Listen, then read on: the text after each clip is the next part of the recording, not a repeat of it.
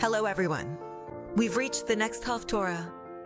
It's a difficult time for the Jewish people.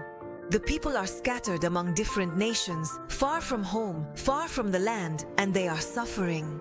In the midst of this situation, a message from God comes through the prophet. There is hope, there is a future, and there is order in the world.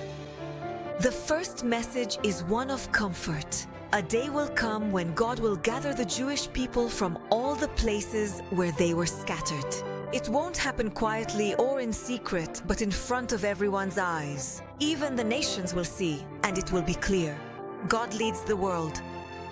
And then the Jewish people will return to their land, to the land given to Yaakov, our forefather. And what will happen there?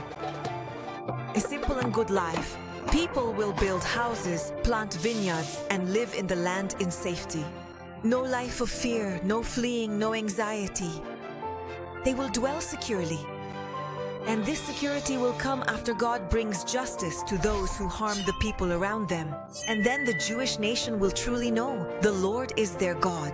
After this promise, the prophecy moves on to speak about Egypt and about Pharaoh, the king of Egypt. Egypt was a great power with strength, wealth, and pride.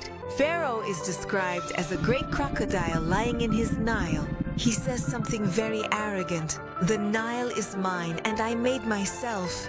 In other words, I don't need anyone. I am the source of power. I'm the boss. And for that pride, judgment comes. God says he will pull Pharaoh out of the river as if grabbing him and dragging him out, and all the fish in his river will stick to him and come out with him. Then he is thrown into the desert, abandoned there, and falls in the field with no one to gather him or bury him. He becomes food for the beasts of the field and the birds of the sky. The message is clear. Anyone who thinks he made himself will eventually realize he's in God's hands. And then it is said that all the inhabitants of Egypt will know that God is the Lord. Why? Because Egypt was like a reed staff for the Jews, like a thin stick used for support. But it broke.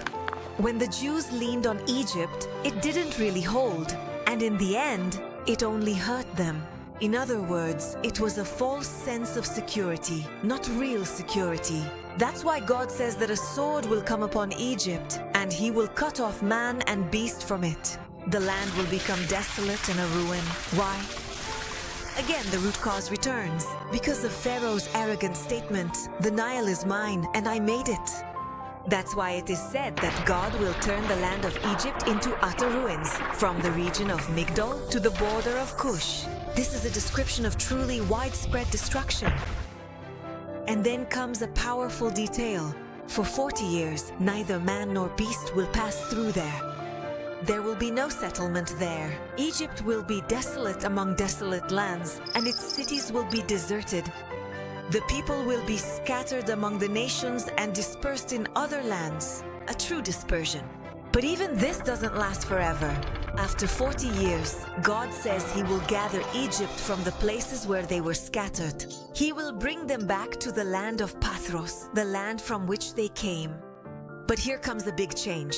Egypt will return, but not as a strong power that rules. It will be a lowly kingdom, lower than others, and it will not rise above the nations or rule over them as it once did. It will have its place, but not the power of pride and dominion. Then comes an important message for the Jewish nation. Egypt will no longer be a source of hope for the Jewish people. In other words, the Jewish people will not seek security there anymore. No more relying on Egypt, which brought sin and led to mistakes. The message here is simple. True security is found with God. Later in the prophecy, another power is mentioned, Babylon, and its king, Nebuchadnezzar. He was the king who led Babylon during the time of the destruction in exile. The prophecy tells that he put his army through very hard labor during the siege of the city of Tyre.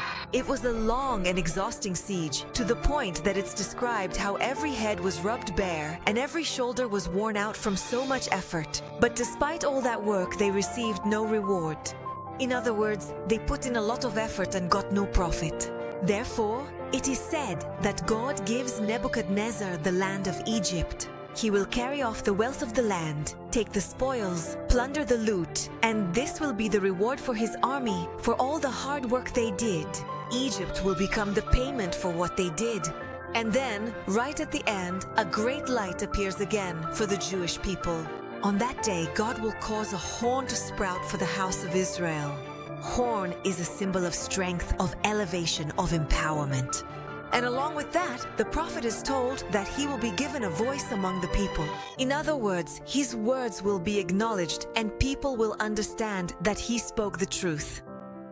And then the ending repeats. Everyone will know that the Lord is God. That's the whole story. God promises the ingathering of the exiles and security for the Jews. He breaks the pride of the great powers, teaches that you shouldn't rely on anything flimsy, and in the end gives Israel new strength and lets the word of God be received.